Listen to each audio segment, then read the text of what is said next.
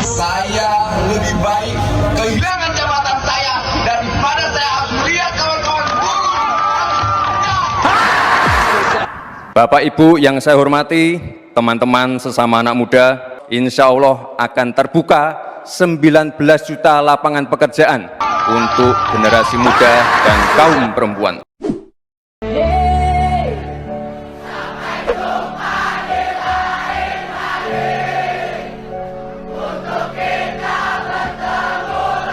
Banyak netizen menganggap bahwa PHK ini merupakan pilihan mereka sendiri. Alasannya, karena pada saat Pilpres kemarin, seluruh jajaran direksi maupun karyawan PT Sritex secara terang-terangan memilih keberlanjutan dan memberikan dukungan penuh kepada Gibran Rakabuming putra Jokowi untuk menjadi pemimpin mereka. Merinding.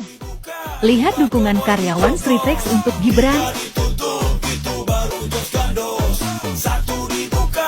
Namun setelah terpilih, pemimpin yang selama ini mereka elu-elukan ternyata tidak mampu menghadirkan kesejahteraan, justru malah menghadirkan kehancuran. Kalian itu paham gak sih betapa susahnya nyari kerjaan? Beneran loh, susah banget. Saking susahnya, anak-anak presiden itu sampai dicariin kerjaan sama bapak-bapaknya. Akan dibangun di Pantura 13 kota baru, di mana akan menciptakan lapangan kerja 3 juta orang bekerja. Pak Prabowo, Pak Lutfi, gimana nasib di Sritex? Katanya nggak di PHK, kenapa sekarang di PHK? Hari ini, per 1 Maret 2025, PT Sritex resmi menutup pabriknya. Setelah sebelumnya, perusahaan ini dinyatakan pilot. Dampaknya, lebih dari 10.000 karyawan mengalami PHK massal. Ini harusnya menjadi hari berkabung nasional, karena ada puluhan ribu orang kehilangan pekerjaannya, apalagi PHK ini dilakukan menjelang Hari Raya Idul Fitri. Namun, saya tidak melihat respon itu di sosial media, justru saya melihat sebaliknya. Banyak netizen menganggap bahwa PHK ini merupakan pilihan mereka sendiri. Alasannya, karena pada saat Pilpres kemarin, seluruh jajaran direksi maupun karyawan PT Sritex secara terang-terangan memilih keberlanjutan dan memberikan dukungan penuh kepada Gibran Rakabuming putra Jokowi untuk menjadi pemimpin mereka. Namun setelah terpilih, pemimpin yang selama ini mereka elu-elukan ternyata tidak mampu menghadirkan kesejahteraan, justru malah menghadirkan kehancuran. Di satu sisi, tentu kita prihatin kepada para karyawan Sritex yang harus kehilangan pekerjaan mereka. Namun di sisi lain, ini adalah konsekuensi dari pilihan mereka. Kalau sudah seperti ini, apakah kalian masih mau bilang, siapapun pemimpinnya, siapapun presidennya, kita tetap cari makan sendiri? Kalian itu paham gak sih betapa susahnya? Aku tuh ya nyari kerjaan, beneran loh, susah banget. Sekarang kan kita bisa lihat di sosmed itu, di TV, tiap hari orang ngantri untuk nyari kerjaan. Saking susahnya, anak-anak presiden itu sampai dicariin kerjaan sama bapak-bapaknya. Pak Prabowo, Pak Lutfi, gimana nasib di Sritex? Katanya nggak di PHK, kenapa sekarang di PHK? Kayak anak saya minta rabi, yang satu minta sekolah di TNI, yang satu sekolah. Gimana Pak? Kayak suami saya nggak kerja, biaya dari mana Pak? Gajinya ini tunggu gajian belum dibayar. Butuh makan, tiap hari kita butuh makan, ibaratnya bangun tidur mata melek itu kan sedang butuh uang Pak, buat anak, buat biaya sekolah, buat sangu, buat perlengkapan bekal. Kalau kondisi kayak gini terus gimana Pak? Saya nggak tahu ke depannya terus gimana, nggak tahu. Cuman saya tiap hari berdoa, mudah-mudahan habis lebaran itu biarpun pemilik Sritex sudah nggak ada, beralih orang lain, cepatlah buka ya Pak. Kasihan semua teman-teman pedagang depan Sritex itu semua cuma mengharapkan buka Pak, bisa jualan. Kalau begini terus nggak tahu saya ke depannya gimana, nggak tahu Pak. Sudah diusahakan tapi harus bangkrut. PT Sritex terpaksa harus menutup total pabriknya di 1 Maret ini. Dan semua karyawan terakhir bekerja di 28 Februari ini. Sedih banget sih. Ini menunjukkan industri tekstil lokal di Indonesia sedang terpuruk. Gue sedih banget. Padahal Kemenaker udah berusaha untuk mempertahankan pabrik ini kan. Bener banget. Sebenarnya udah lama PT Sritex ingin mem-PHK semua karyawannya. Namun ditahan oleh pemerintah. Tapi mau gimana lagi, industri tekstil di Indonesia itu kalah dengan impor dari luar negeri. Apalagi seperti yang kita tahu kan, kalau banyak banget tekstil yang berasal dari Cina yang datang ke Indonesia dengan harga yang murah banget. Gue sangat menyayangkan hal ini, dan yang membuat netizen kecewa itu adalah pemerintah yang menjanjikan menyelamatkan PT Sritex. Bayangkan 8.000 orang bakal di PHK, ya Allah. Ternyata bukan hanya PT Sritex, ada beberapa perusahaan lain yang juga bakal tutup di tahun 2025 ini, termasuk Sritex, Yamaha, PT GNI, Suncare, dan masih banyak lagi. Pertanyaan gue satu, ada apa dengan Indonesia?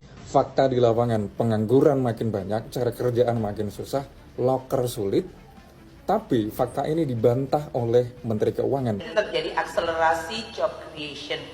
Ini menimbulkan tadi unemployment-nya menjadi menurun. Yang menyatakan kalau tingkat pengangguran terbuka turun dari 7% ke 5% dari 2020 ke 2024. Memang benar terjadi penurunan pengangguran, tapi karena masyarakat menciptakan pekerjaannya sendiri. Kerja di UMKM, jualan es, jualan pentol, terjadi penurunan jumlah pekerja formal kita. Di 2018, kisaran 43% dan sekarang tinggal 40%. Jadi berkurang 3%. 3% banyak nggak ya? Kalau dikalikan dengan jumlah total pekerja aktif, 142 juta sekarang. Berarti 3%-nya sekitar 4 juta orang beralih dari sektor formal ke sektor informal.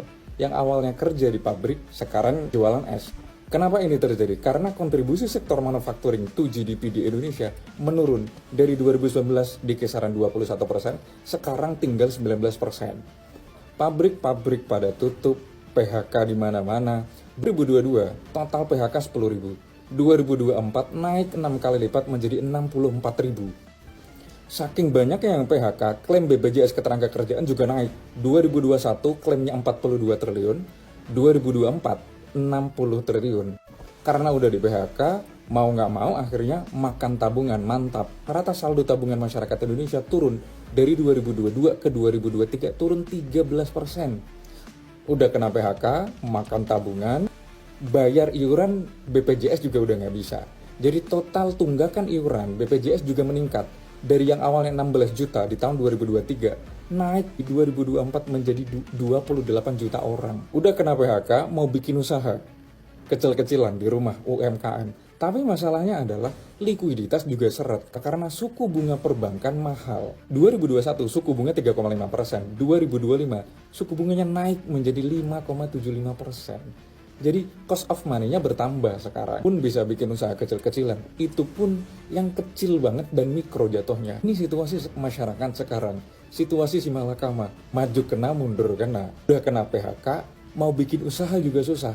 Coba ceritain kondisi ekonomi kalian. Ini konon, ini mungkin perlu diklarifikasi. Orang semakin banyak pindah ke Singapura itu setelah pemilu 2024. Minat orang untuk kabur gitu ya, kabur dari Indonesia. Iya, minat anak-anak muda tuh untuk kabur itu tuh sempat itu ketika menjelang pemilu 2024. Ya, sempat ada insiden yang ordal itu. Oh, ini perubahan peraturan MK. Iya. Oke. Itu anak-anak itu sampai mereka kan bikin hashtag kan di trending itu adalah kabur aja dulu. Itu tuh menjadi moment of truth buat anak-anak muda. Kesadarannya terbuka. Maksudnya ada level kesadaran yang terbuka bahwa gue bukan anak pejabat, gue bukan anak konglomerat gitu kan.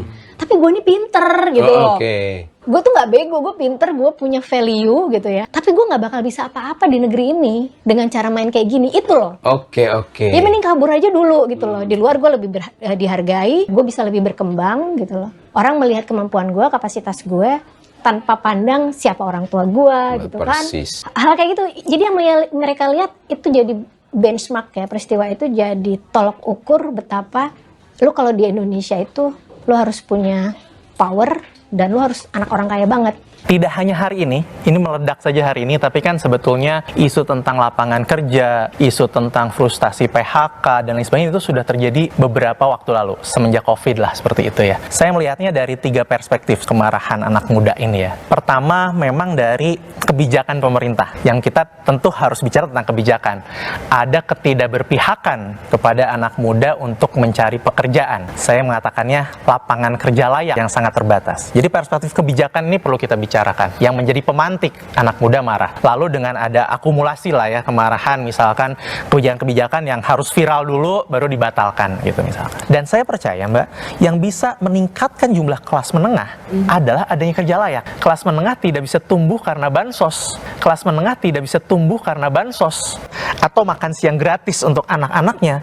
Tapi bagaimana orang tuanya bisa bekerja dengan layak. Kisah sukses Cina bagaimana pertumbuhannya berkali-kali lipat adalah standar hidupnya semakin layak karena ada pekerjaan. Jadi lagi-lagi bagaimana menciptakan banyak lapangan kerja itu menjadi tantangan. Untuk itu, karena aku nggak dapatin pekerjaan di sini, akhirnya aku memutuskan, aku mau mencari pekerjaan yang sesuai dengan aku, yang gampang bisa aku dapatkan.